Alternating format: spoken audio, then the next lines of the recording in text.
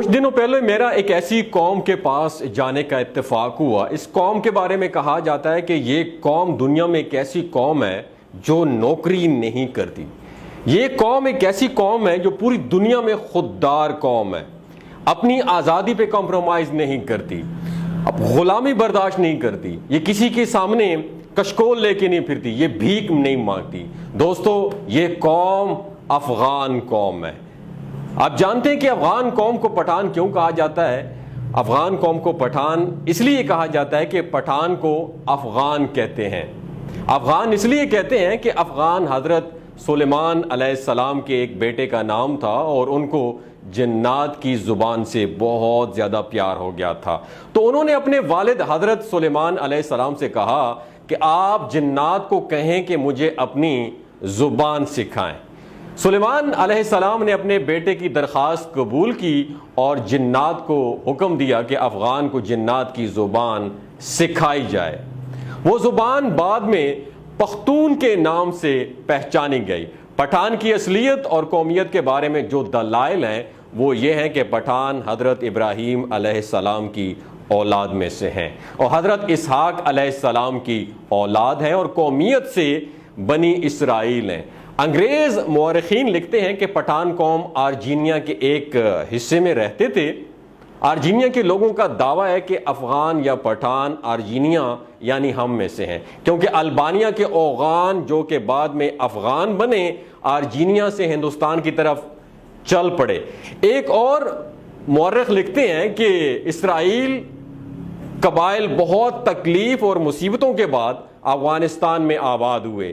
جب نبی کریم صلی اللہ علیہ وآلہ وسلم نے اسلام کی تبلیغ شروع کی اور لوگ جوک در جوک اسلام میں داخل ہونے لگے تو اس وقت پٹھان قوم کا سردار جس کا نام قیس عبد الرشید تھا اپنے پورے خاندان کے ساتھ حضرت محمد صلی اللہ علیہ وآلہ وسلم کے حضور میں حاضر ہوئے اور محمد صلی اللہ علیہ وآلہ وسلم کے ہاتھ پر بیعت کر کے مسلمان ہو گئے۔ اس لیے دنیا بھر میں جہاں بھی پختون ہوں گے مسلمان ہوں گے۔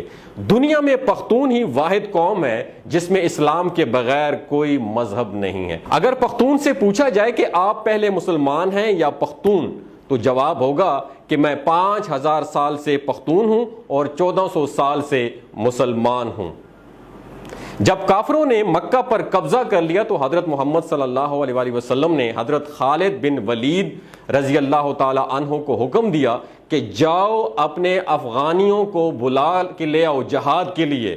تو حضرت خالد بن ولید رضی اللہ تعالی عنہ افغانستان چلے گئے اور افغان سردار قیس عبد الرشید کو حضور نبی کریم صلی اللہ علیہ وآلہ وسلم کا پیغام ارسال کیا۔ قیس عبد الرشید کی قیادت میں لشکر مکہ مکرمہ کی طرف روانہ ہوا۔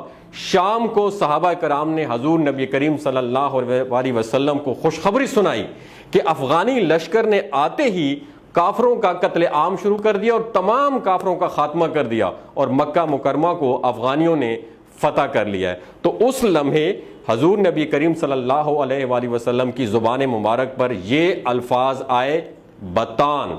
یہ لقب افغان قوم کو رسول اللہ صلی اللہ علیہ وآلہ وسلم کی طرف سے ملا ہے۔ دوستو یاد رکھیے، میں نے بہت سے علماء سے پوچھا لیکن اسلامک پوائنٹ آف ویو سے مجھے کوئی اس کے دلائل نہیں ملے، لیکن تاریخ کی کتابوں میں ضرور اس کا ذکر ہے، لیکن یہ ایک علیحدہ ٹاپک ہے۔ بطان لفظ عربی زبان کا لفظ ہے، عربی زبان ہے، یعنی سخت ترین لکڑی، وہ لکڑی جو سمندری جہازوں میں لگائی جاتی ہے جس سے سمندری پانی بھی کمزور نہیں کر سکتا۔ یہ لفظ جب برصغیر پہنچا تو بطان سے پٹھان ہو گیا۔ دوستو کہنے کا مقصد ہے کہ یہ وہ قوم ہے جس کو پوری دنیا مل کے بھی اس کے علاقے کو فتح نہیں کر سکتی، کیونکہ اس قوم میں ایک خاصیت ہے کہ جب یہ ڈٹ جاتی ہے تو اپنے موقف پہ ڈٹ جاتی ہے، پھر پوری دنیا بھی کھڑی ہو جائے تو اس کے سامنے یہ ڈٹ جاتی ہے، یہ کشکول لے کے نہیں پھرتی، یہ غلام کبھی نہیں بن سکتی، یہ اپنی آزادی پہ کبھی کمپرومائز نہیں کر سکتی۔ دوستو یہ ساری باتیں سننے کے بعد مجھے کبھی امید ہے کہ آپ کی بھی خواہش یہ ضرور ہوگی کہ آپ کا بھی تعلق اسی قوم سے ضرور ہوتا۔